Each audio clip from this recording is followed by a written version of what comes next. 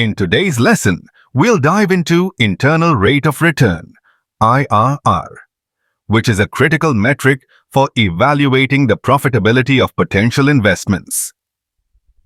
Essentially, the IRR is the discount rate that makes the net present value, NPV, of all cash flows from an investment equal to zero.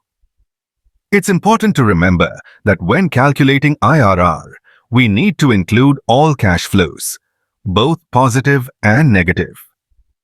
These cash flows represent the initial investment as well as the returns over time, and they all play a role in determining the overall profitability of the investment.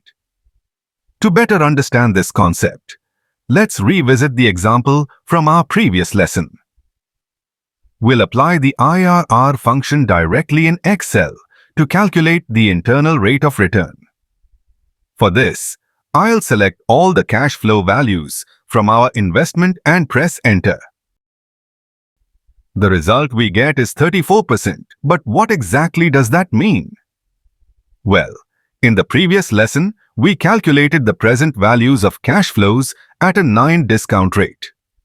Now, IRR is telling us the rate that would make the NPV equal to 0, which essentially means finding the rate where the sum of the present values of all cash flows equals the initial investment.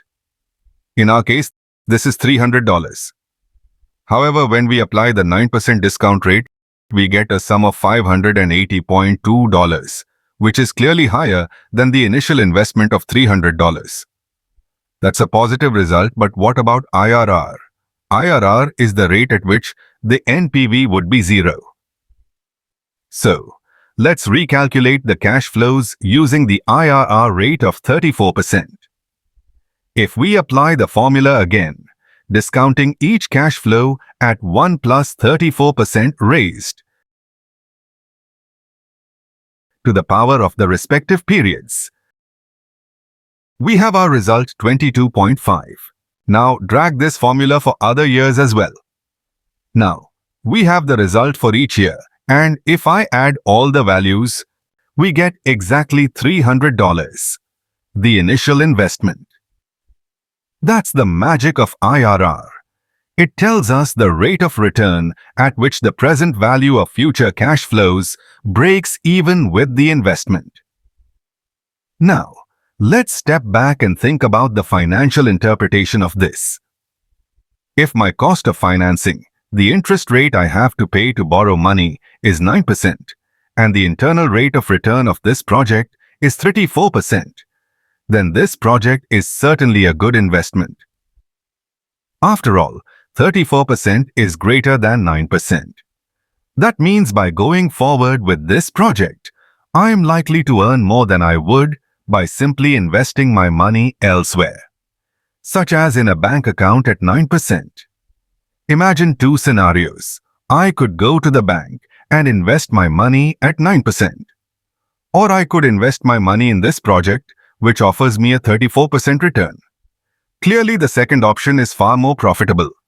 In fact, if I chose the bank investment at 9%, I would essentially be losing money by comparison. That's why IRR is such a valuable tool.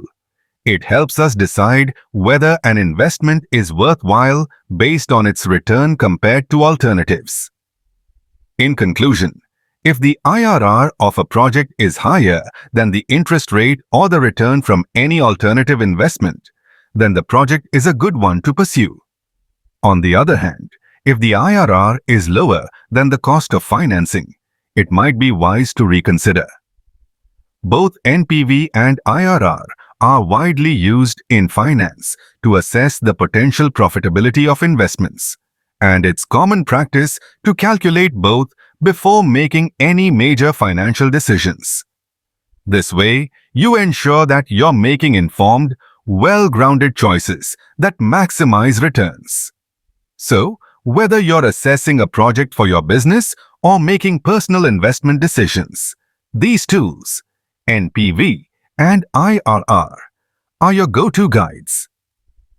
By understanding how they work together, you can confidently evaluate opportunities and make the best financial choices.